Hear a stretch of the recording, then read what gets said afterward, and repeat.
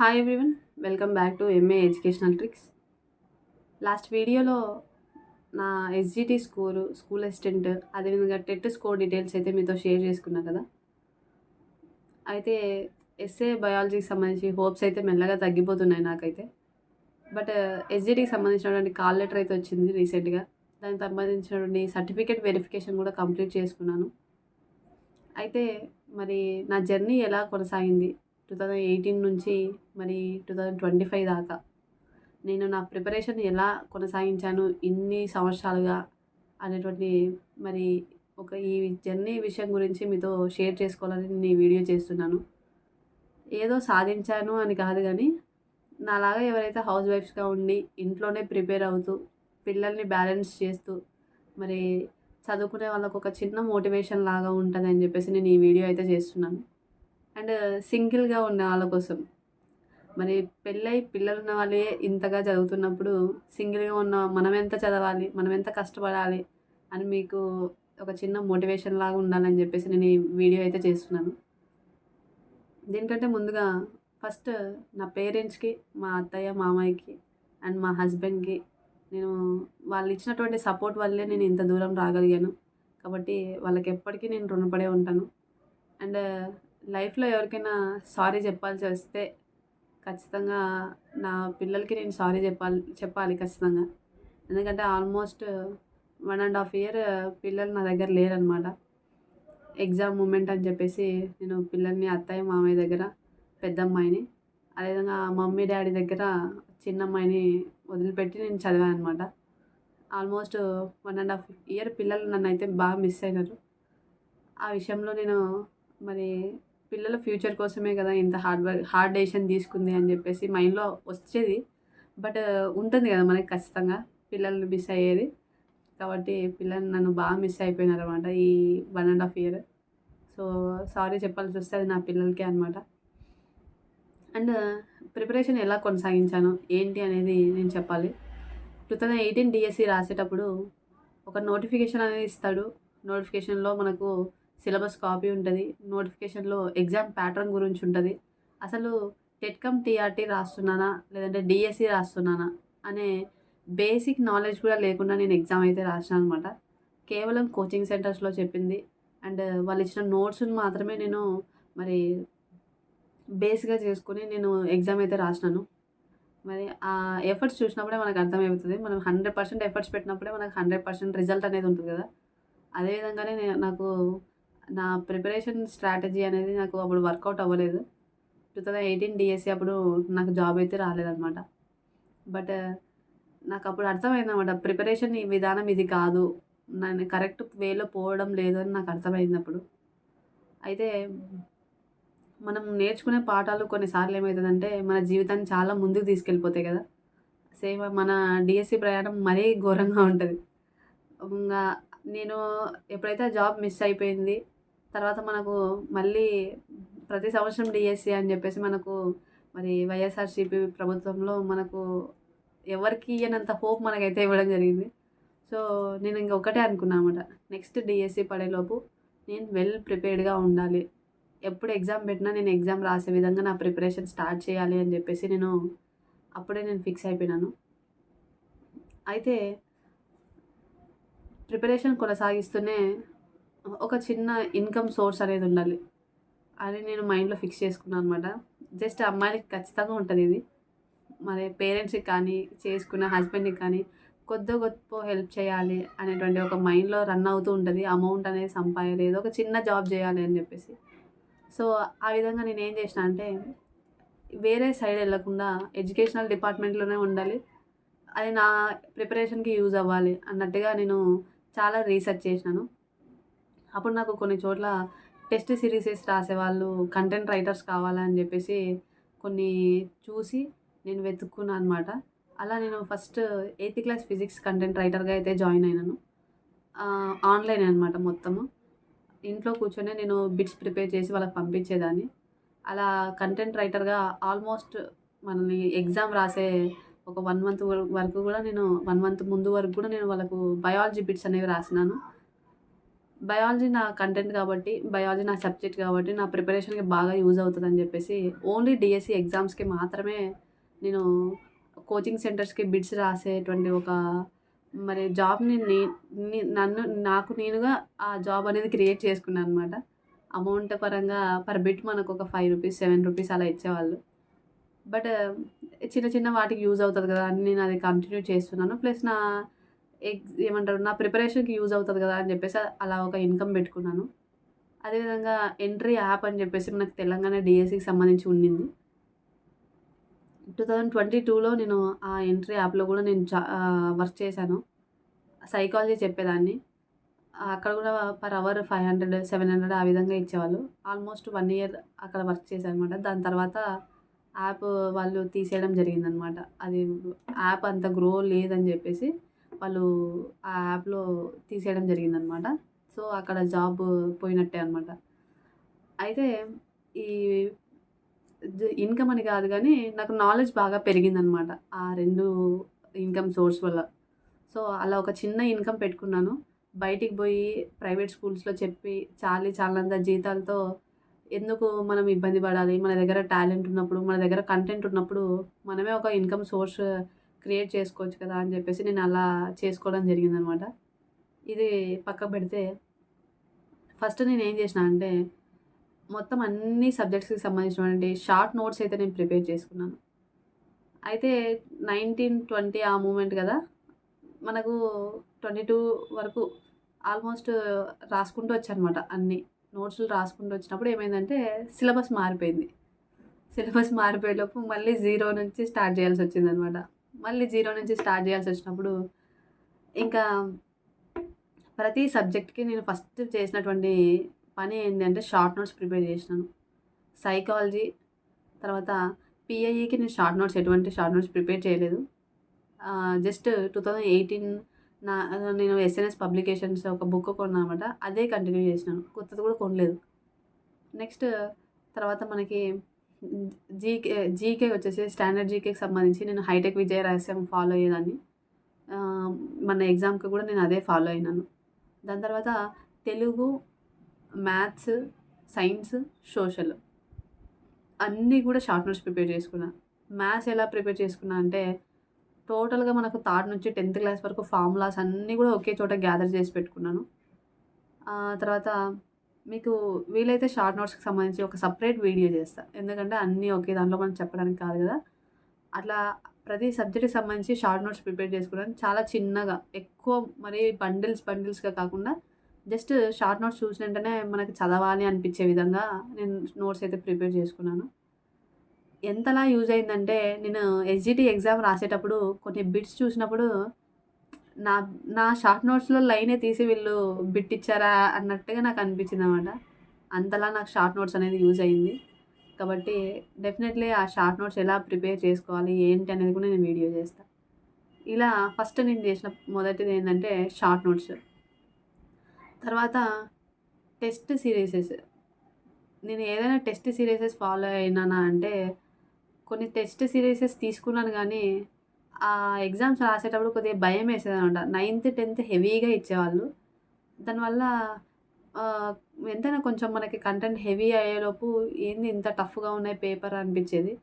దానివల్ల కొన్నిసార్లు అసలు ఎగ్జామ్ మధ్యలోనే ఆపేసుకునేదాన్ననమాట. తర్వాత నాకు ప్రాపర్‌గా నేను రీసెర్చ్ చేసుకున్నాక నాకు అర్థమైందేందంటే, లోకల్‌గా ఉన్న టెస్ట్ సీరీసెస్ కంటే ప్రీవియస్ పేపర్స్ చేయడం చాలా ఉత్తమం అని నాకనిపిచ్చింది. సో, నేనేం చేసినా అంటే, ప్రీవియస్‌గా జరిగినటువంటి 2 సార్లు మనకు టెట్ జరిగినాయి గదా! సిలబస్ మారిన తర్వాత, ఆ 2 టెట్ పేపర్స్ తర్వాత 2019 డీఎస్సీ 18, 19 డీఎస్సీ పేపర్స్ అన్నీ ఫస్ట్ గ్యాదర్ చేసి పెట్టుకున్నా అనమాట. గ్యాదర్ చేసి పెట్టుకొని, ఆల్మోస్ట్ ఆ పేపర్స్ అన్నీ 2018 డీఎస్సీ పేపర్స్ ఆల్మోస్ట్ ఒక 16 పేపర్స్, తర్వాత టెట్ పేపర్స్ అవి గూడా ఆల్మోస్ట్ మనకు బానే ఉన్నాయి. అరౌండ్‌గా నాకొచ్చేసి ఒక 50 పేపర్స్ అయితే అయినాయి అన్నీ కలిపి. ఆ 50 పేపర్స్ నేను ప్రిపేర్ అవ్వడానికి నాకు ఆల్మోస్ట్ 1 ఇయర్ పట్టింది. ఎలా ప్రిపేర్ అయినానంటే ఆ పేపర్స్ అన్నీ మనకు ఒక క్వెషన్ ఇచ్చి దాంట్లో 4 ఆప్షన్స్ ఉంటాయి గదా! ఆ 4 ఆప్షన్స్‌కి కూడా ఏ ఆప్షన్‌కి ఏ క్వెషన్ అయ్యుండొచ్చు, ఏ ఆప్షన్‌కి ఏ క్వెషన్ అయ్యుండొచ్చు, లేదంటే ఏ టాపిక్ నుంచొచ్చింది అని ఆ 4 ఆప్షన్స్ రీసెర్చ్ చేసి, ఆ 4 ఆప్షన్స్‌కి రిలేటెడ్‌గా ఉన్నటువంటి టాపిక్స్ చదువుతూ, నేను ఆ పేపర్స్ అనేవి అంత గ్రిప్‌లో పెట్టుకున్నాననమాట. అలా చదివిన తర్వాత నాకు అర్థమైందేంటంటే, డీఎస్సీకి సంబంధించి మెయిన్ డీఎస్సీ పేపర్స్ అయితే ఎక్కడి నుంచి మనకు బిట్స్ అనేవి వస్తున్నాయి. ఏ ఏరియా ఎలా చదవాలి? మెథడాలజీ ఎలా ప్రిపేర్ కావాలి? మ్యాథ్స్ మెథడాలజీ ఎక్కడ ఫోకస్ చేయాలి? సైన్స్ మెథడాలజీ ఎలా ఫోకస్ చేయాలి? అదేవిధంగా సోషల్ మెథడాలజీ ఎక్కడ ఫోకస్ చేయాలనేది నాకొక పిక్చర్ క్లారిటీగా కనిపించిందనమాట. సో, నా ప్రిపరేషన్‌కి ఎటువంటి టెస్ట్ సిరీసెస్ బయటివి నేను ఎక్కువగా ఆహ్, ఉంటే ఓకే. బట్ ప్రీవియస్ పేపర్స్ అంత ఎఫెక్టివ్‌గా అయితే నాకు కనిపియలేదనమాట. సో, ఈ విధంగా నేను ప్రీవియస్ పేపర్స్‌తోనే నా ప్రిపరేషన్‌ని కొనసాగించినాను. దాని తర్వాత ప్రిపరేషన్ ఎలా ఎన్ని అవర్స్ చదివినాను ఏంటి అంటే 2018 నుంచి 23, 24 దాకా మరి పిల్లల్ని చూసుకుంటూ డైలీ ఒక 5 అవర్స్ అంతే. 5 అవర్స్ కంటే నేను ఎక్కువగా చదవలేదు. డైలీ 5 అవర్స్ బట్ కరెక్ట్‌గా చదివినాననమాట. ఎందుకంటే ఈ 5 అవర్స్‌లో నేను సబ్జెక్ట్ నేర్చుకుంటూ ప్లస్ నేను ఆల్రెడీ బిట్స్ ప్రిపరేషన్‌లో ఉన్నాను. కోచింగ్ సెంటర్స్‌కి బిట్స్ రాస్తూ ఉన్నాను కాబట్టి నాకు అక్కడ నాలెడ్జ్ గెయిన్ అయితుంది. అదేవిధంగా క్లాసెస్ చెప్పేదాన్ని ఆన్‌లైన్‌లో. సో, ఆన్‌లైన్‌లో క్లాసెస్‌కి ప్రిపేర్ అయ్యేదాన్ని. సో, ఇది ఎనఫ్ అనిపించిందనమాట. ఎందుకంటే నా స్టడీ ప్రిపరేషన్‌లో పడితే మళ్ళీ పిల్లలు నెగ్లెక్ట్ చేయాల్సొస్తది. పిల్లలకి నేను సరిగ్గా టైం ఇవ్వలేని సిచ్యువేషన్ వస్తదేమో అని చెప్పేసి ప్రాపర్‌గా ఒక 5 అవర్స్ చదువుకుందాము. అది ఎర్లీ మార్నింగ్ ఒక 2 అవర్స్, నైట్ పిల్లలు పడుకున్న తర్వాత ఒక 3 అవర్స్ పెట్టుకునేదాన్ననమాట. సో, ఆ విధంగా నేను నా ప్రిపరేషన్ అవర్స్ అనేవి పెట్టుకున్నాను. అయితే ఎప్పుడైతే మరి మనకు చంద్రబాబు సార్ మనకి తొలి సంతకం డీఎస్సీ అని జెప్పేసి మనకు డీఎస్సీ పైన తొలి సంతకం జేసినారు కదా! లిటరల్లీ ఆ సంతకం చేసేటప్పుడు నా కళ్ళలో నీళ్ళు తిరిగినాయనమాట. లేదు ఇంగ అయిపోయింది. ఈసారి ఖచ్చితంగా నోటిఫికేషన్ ఉంటది. అది ఎప్పుడన్నా రాని ఖచ్చితంగా నేను ఈసారి జాబ్ కొట్టాలి అని జెప్పేసి నేను పిల్లల్ని కంప్లీట్‌గా అమ్మ, నాన్న దగ్గర, అత్తయ్య, మామయ్య దగ్గర పెట్టేసి నేనింకా ఫుల్ ప్రిపరేషన్‌లోకొచ్చేసినా అనమాట. ఆల్మోస్ట్ నైట్ 12 మళ్ళీ మార్నింగ్ 4:30, 5 అలా లేసి నేను ఓన్‌గానే ప్రిపేర్ అయినాను. ఎక్కడ ఏ కోచింగ్ సెంటర్‌కి పోలేదు. ఇంట్లో కూర్చొనే నేను ప్రాపర్‌గా అంటే ఏ సబ్జెక్ట్ ఎప్పుడు చదవాలి? ఏ సబ్జెక్ట్ ఎప్పుడు చదవాలి? అన్నట్టుగా ప్లాన్ చేసుకొని నేను నా ప్రిపరేషన్‌ని కొనసాగించినాను. తర్వాత ఆహ్, ఈ ఫ్ ప్రీవియస్ పేపర్స్ అని చెప్పా కదా! ఈ ప్రీవియస్ పేపర్సే చేస్తూ వచ్చాననమాట. ఆహ్, మార్నింగ్ ఒక ప్రీవియస్ పేపర్ చేయడము, ఆ ప్రీవియస్ పేపర్‌లో ఎక్కడ మిస్టేక్స్ చేసినాననేది చూసుకొని, ఆ టాపిక్స్ అనేవి కవర్ చేస్తూ, మళ్ళా మధ్యాహ్నం నుంచి నా ఓన్ ప్రిపరేషన్ స్టార్ట్ చేయడం. ఈ విధంగా చేశాను. ఎలా సబ్జెక్ట్ చదవాలనేది కూడా నేను ఒక వీడియో చేశాను. ఇలా నా ప్రిపరేషన్ అయితే కొనసాగిస్తూ మరి 13థ్ సెషన్ ఆఫ్టర్‌నూన్ నా ఎగ్జామ్ పడిందనమాట. ఫస్ట్ పేపర్ మన ఎస్‌జిటి గాబట్టి కొంచెం మైండ్‌లో టెన్షన్ స్టార్ట్ అయిందనమాట. అరే!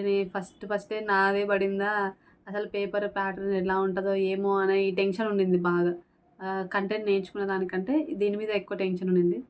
బట్ ఒకటే ధైర్యం చెప్పుకున్నా ఎగ్జామ్ సెంటర్ హాల్‌లో ఎళ్ళమంటే ముందు, "ఏం టెన్షన్ పడాల్సిన అవసరం లేదు మాది. ఇన్ని రోజులు నువ్వు చదివినావు గదా! ఇది ఎక్కడికి పోదు.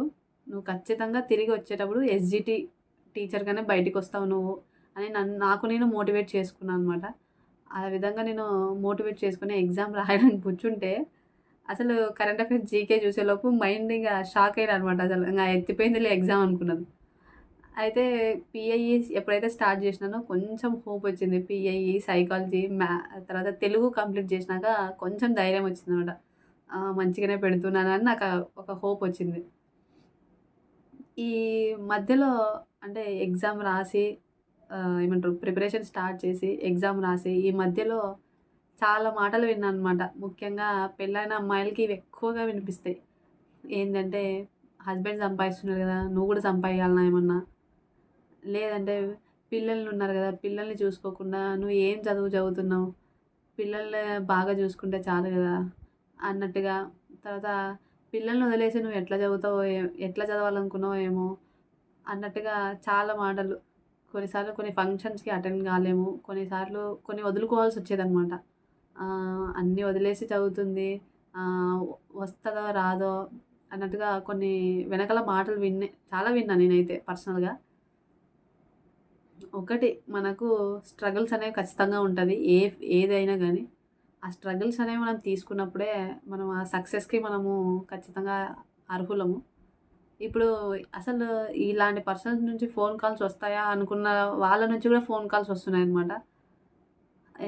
మన గురించి నెగెటివ్‌గా మాట్లాడిన వాళ్ళే ఇప్పుడు మా అమ్మాయి అన్నట్టుగా మన గురించి అంత పాజిటివ్‌గా మాట్లాడుతుంటే అసలు మనకు ఏది నమ్మాలో గూడా అర్థం గాదు. ఖచ్చితంగా నిజంగా ఒక గోల్ పెట్టుకున్నాము అంటే అది రీచ్ అయ్యేదాకా కన్సిస్టెన్సీ అనేది ఖచ్చితంగా మెయింటైన్ చేయాలా. ఆ విషయంలో నేను ఎక్కడా గూడా ఏ ఒక్క రోజు గూడా నేను వద్దు ఈ ప్రిపరేషన్ ఆపేద్దాం అని నా మైండ్ కొన్నిసార్లు చెప్పినా గూడా, లేదు ఈసారి నేనేంటో ప్రూవ్ చేసుకోవాలి అని జెప్పేసి నేను నాకు నేను మోటివేట్ చేసుకున్నాను. కొన్నిసార్లు సాంగ్స్ వినేదాన్ని, మోటివేషనల్ సాంగ్స్ వినేదాన్ని. డైలీ ఒక ఐఏఎస్ కానీ, ఐపీఎస్ వాళ్ళ ఇంటర్వ్యూస్ ఉంటాయి మనకు యూట్యూబ్‌లో. అలాంటి వాళ్ళ వీడియోస్ చూసేదాన్ని. జనరల్‌గా కాకుండా ఐఏఎస్, ఐపీఎస్ వాళ్ళ యొక్క ప్రిపరేషన్ స్ట్రాటజీస్ చూసినప్పుడు మనకు అర్థమైపోతది. మనకు అంటే ఆ లెవెల్‌లో విన్నప్పుడు అట్‌లీస్ట్ దాని కింది లెవెల్‌కైనా మనం ఎళ్ళగలం గదా! అని చెప్పేసి నేనెప్పుడూ గూడా ఐఏఎస్, ఐపీఎస్ వీళ్ళ ఇంటర్వ్యూసే ఎక్కువ చూసేదాన్ననమాట. డైలీ ఒకటి మార్నింగ్ వంట చేసేటప్పుడు అంటే ఆల్మోస్ట్ 8:30 లోపు పిల్లలకి క్యారేట్ అన్నీ రెడీ చేయాలి గదా! మార్నింగ్ 6 నుంచి 8:30 ఆ మూమెంట్‌లో కిచెన్‌లోనే నేను ఏం చేసేదాన్నంటే ఎవరిదో ఒక ఇంటర్వ్యూ చూసేదాన్ననమాట. ఏమయ్యేదంటే ఆ ఇంటర్వ్యూ చూసినప్పుడు మార్నింగే ఆ మైండ్‌లోకి ఎక్కుతది కాబట్టి ఆ డే అంతా ఆ మోటివేషన్ నేను క్యారీ చేసేదాన్ననమాట. నేను గూడా సాధించగలను. నేను ఇంట్లో ఉన్నంత మాత్రాన ఏం కాదు. నేను గూడా సాధించగలను అనేటువంటి ఒక ధైర్యం నాకొచ్చేదనమాట. సో, అలా మోటివేషన్ నాకు నేను మోటివేట్ అవుతూ, నేను నా ప్రిపరేషన్ అయితే కొనసాగించాను. సో, అది అనమాట ఇవాల్టి వీడియోలో. మరి ఈ వీడియో గనుక మీకు నచ్చినట్టయితే డెఫినెట్‌లీ లైక్ చేయండి, షేర్ చేయండి, కామెంట్ చేయండి. అండ్ సబ్స్క్రైబ్ చేసుకోవడం అస్సలు మర్చిపోవద్దండి.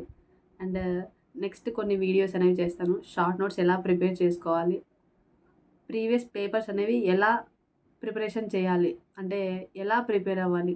జస్ట్ క్వెషన్ టు ఆన్సర్ చదవడం అది వేరు. బట్ మన నెక్స్ట్ ఎగ్జామ్‌కి అవి ఎలా యూజ్ అవుతాయి, ఏంటి అనేది కూడా దానికి సంబంధించి ఒక వీడియో చేస్తాను. దాని తర్వాత ఓవర్ మోటివేషన్ అవసరమా? లిమిటెడ్‌గా మోటివేషన్ తీసుకోవడం అవసరమా? ఎందుకంటే కొన్నిసార్లు మోటివేషన్ ఓవర్‌లోడ్ అయినా గూడా మన మైండ్ తీసుకోదనమాట. కాబట్టి అట్లాంటి కొన్ని ప్రిపరేషన్‌కి సంబంధించి మీకు హెల్ప్‌ఫుల్ అయ్యేటువంటి మరికొన్ని వీడియోస్ ఖచ్చితంగా చేస్తాను. దాని తర్వాత సబ్జెక్ట్‌లోకి మనం మరి జనరల్‌గా ఇప్పుడు 10థ్ క్లాస్ న్యూ టెక్స్ట్ బుక్ చదవాలి. ఇంక మనం ఓల్డ్ టెక్స్ట్ బుక్ చదవడానికి లేదు బయాలజీ. కాబట్టి 10థ్ class new biology text book classes అనేవి చేద్దాం. తర్వాత కొంచెం ఈ మూమెంట్‌లో వెరిఫికేషన్ అయిపోయింది గదా! మేబీ అపాయింట్‌మెంట్ లెటర్ అవి ఇవి అంటారేమో గదా!